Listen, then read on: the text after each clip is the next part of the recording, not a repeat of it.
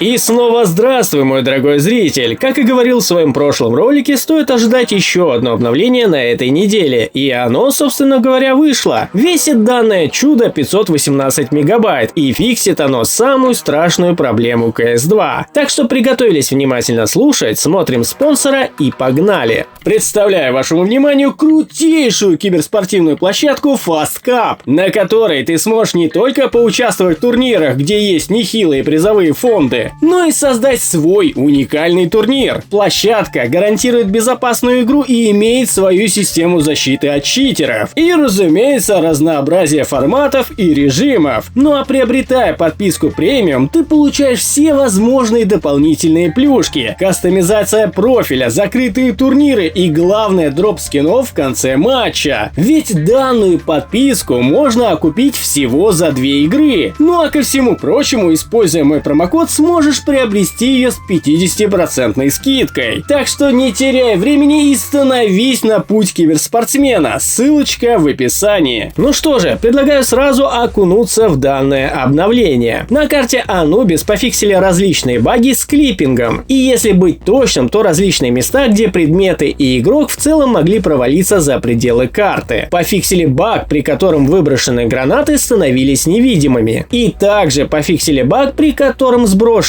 бомба и оружие падало не в правильном месте. Ну и наконец-таки изюминка данного обновления. Изменили баланс компенсации задержек в пользу игроков с более низким значением. А конкретно речь идет о том, что разработчики услышали пользователей, которые кричали, что баланс в игре нарушен из-за того, что в зависимости от пинга у игроков есть преимущество. Вот именно это они и постарались пофиксить в данном обновлении. К сожалению, насколько удачно у них это получилось, покажет время. Однако, исходя из кода игры, разработчики изменили систему просчитывания отображения модельки игрока на сервере. Теперь же сервер будет стараться подгонять фреймрейт игроков под одно общее значение. Тем самым, по теории разработчиков, отображение игроков на карте будет почти у всех одинаковое, что должно побороть такие проблемы, как преимущество пикающего и так далее. Что ж, посмотрим, поглядим, как данную идею будут развивать разработчики. Ну и напоследок очередные фиксы скинов на перчатки и оружие. И на этом обновление заканчивается. Ну а в целом хочу сказать, что за последние 3 недели вышло огромное количество обновлений, которые по большей части посвящены фиксам. Но, в отличие от всех других обновлений, на этот раз они большое внимание уделили важным проблемам игры, которые отвечают за геймплей. Плюс, если вы внимательно смотрели мои предыдущие ролики, то может сложиться впечатление, что разработчики полируют игру и готовят ее конкретно под релиз. Но, как это обычно бывает, это лишь наше с вами ощущение. Как оно есть на самом деле, опять же покажет время. К тому же, разработчики немного отошли от своей привычной формулы. Раз в 2 недели выпускать что-то новое и крупное. Ведь именно на этой неделе, исходя из последовательности разработчиков, что-то подобное должно было выйти. Правда, у них еще есть время, так как последние 2 недели они спокойно выпускали обновления с пятницы на субботу. Поэтому лично меня распирает от любопытства, что же они приготовят нам в следующий раз, учитывая, какие утечки мы находили в течение этих недель. А на этом у меня все. Всем огромнейшее спасибо за просмотр, всем пока